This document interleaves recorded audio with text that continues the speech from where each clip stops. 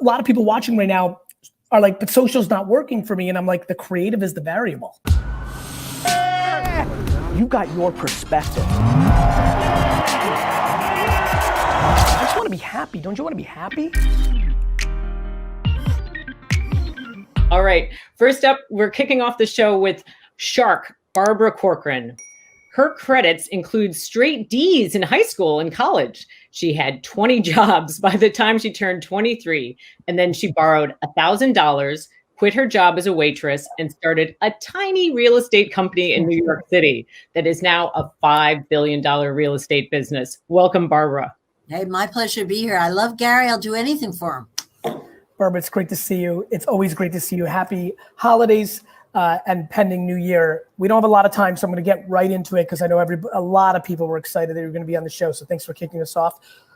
In your opinion, which consumer behavior shift will be key to driving growth in 2021? Am I allowed to pick more than one? Because I think there's probably 4 or 5 out there. Okay. Yes, you are. Number one, the customer's in charge. I think if we didn't understand that before, we certainly understand it now. The behavior that we collaborate with the customer is over with. They're in charge. End of story. So I think the key here as an entrepreneur is you have to stay very close to your customer, listen hard and see what they need. And I think the first thing they need is they want safety. And that ain't going to go away either. And when I say safety, I think you have to put safety first. Customers demand it, and you don't have to worry about how to pay for it because you can't afford to worry about how to pay for it. You just have to do it. I think social media is the fastest and cheapest way to communicate what the safety measures your particular business has done. And I think the social distancing protocols that we've all recently encountered are here to stay as well. Things like the dots on the floor, I don't expect them to go away next year at this time. Mounted thermometers at restaurant doors, discretionary masks for travel. I think it's all, we're going to just see a softer version of the same old and it ain't going to go away. But safety is what people care about now, and they will continue. How long do you, let me jump in on that one. Yeah. Okay, so we see a softening, let's say a year from today. Do you see a time where we go back to 2019 levels, or do you think this is now stuck in our culture for quite a long time? It's part of our culture. It's not going to go away. Would you travel in an airplane, whether you're traveling business class or coach, and not wear a mask? I wouldn't. Never again. I mean, I kind of wanted to do that when people were coughing next to me, but I thought it was socially rude. Nope, I'm going on the airplane with the mask forevermore. I don't want to catch what's going around. No, nothing's going to go away totally. We'll have a residual that will become part of our culture. Definitely. Understood. Keep going.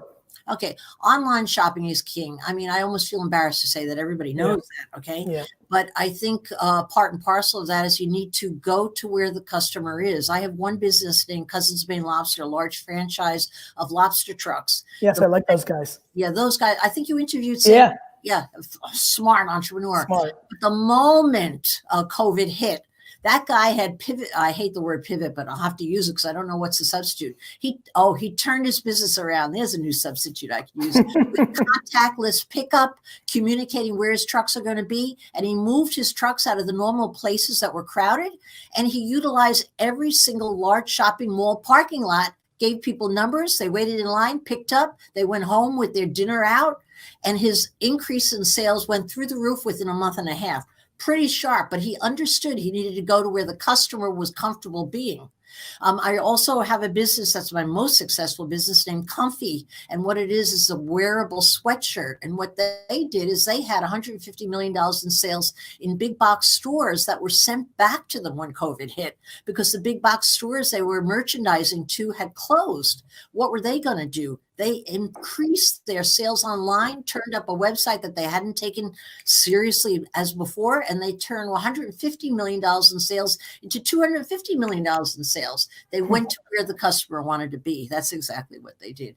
And then also, again, obvious, so I hesitate to say it, social media is the name of the game. I mean, I don't invest in a single business in this season on Shark Tank unless I felt that the entrepreneur was almost a borderline genius on social media, because I know we're going to have to rely on the social media platforms forevermore because we have spoiled our customers with us and they want it. In social media, I think key traits or key entrepreneurs, or pardon me, key employees that all of us need as entrepreneurs are now the producers, the storytellers, the videographers.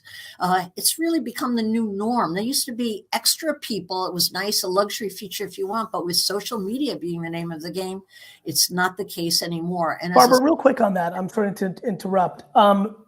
When you were building your real estate empire, so much of it to do with branding, was direct mail a very strong pillar for you in the prime of your growth? Yes, it was, but everyone used direct mail. But the way I was able to become extremely successful with it is I used postcards, because I watched people at home, including myself, and I didn't open junk mail. But right. A postcard I was forced to read. That's what we used. Yes.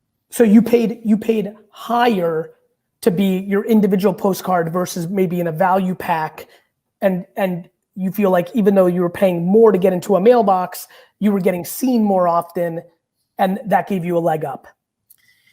It gave me a leg up, but honestly, I never considered value packs because I'm too selfish. I want my own stage wherever I am, and I got it on a postcard. What was more effective than the postcard campaigns I constantly ran was buying billboards 10 cents on the dollar. A lot of people remnant inventory, right? Inventory. Yeah, I did the same thing for Wine Library over New York, and that put my brand front line and center. Billboards were the king. And then also what a lot of people didn't know then that I took full advantage of is I bought remnant space in the New York Times and the Wall Street Journal, previously saved for retailers. But when I checked into their rules, retail was not the rule. It was just ShopRite and everybody was using it. And I started putting full page advertising for all my properties that looked at $1 billion when I really had 10 cents on the dollar on that as well.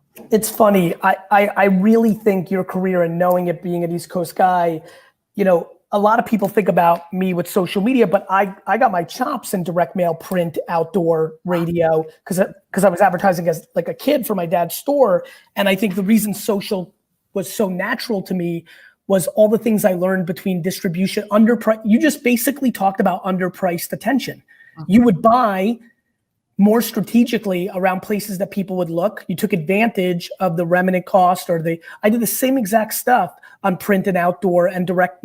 You couldn't really do it the same way on direct mail. But the other thing I learned during that era, because I was doing so much of it, was the creative was the variable. Even though I was buying the full page New York Times ad in the dining section at a really good price because I knew when to buy it and how, my ad mattered to how many people I would get. And I think that is a lot of people watching right now are like, but social's not working for me. And I'm like, the creative is the variable. And the creative also must have the key ingredient. I'm sure you'd agree with me. It has to be authentic.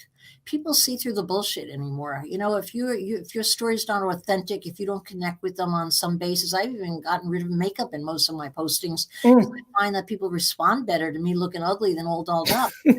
Authentic is key, and I don't think that's going to change either, of course. I agree with you. You got one parting shot? We got a minute. I know these are going quick. Okay, so one more thing. Please. You need to be an entrepreneur that thrives on change. I mean, if you don't welcome change and look for it, seek it out like a missile, like what's next, like a kid with a curiosity box, right? You're not going to be ready for the changes out there. I mean, change for me, and I don't think I'm imagining, is happening probably twice the rate it would 4 years ago. And if you're not aware that today is the single best opportunity you're ever going to see again for the next 10 years of taking over your competitor's marketplace, his beat, because you can outperform, outcreate, outdo whatever you have to do to get rid of that guy.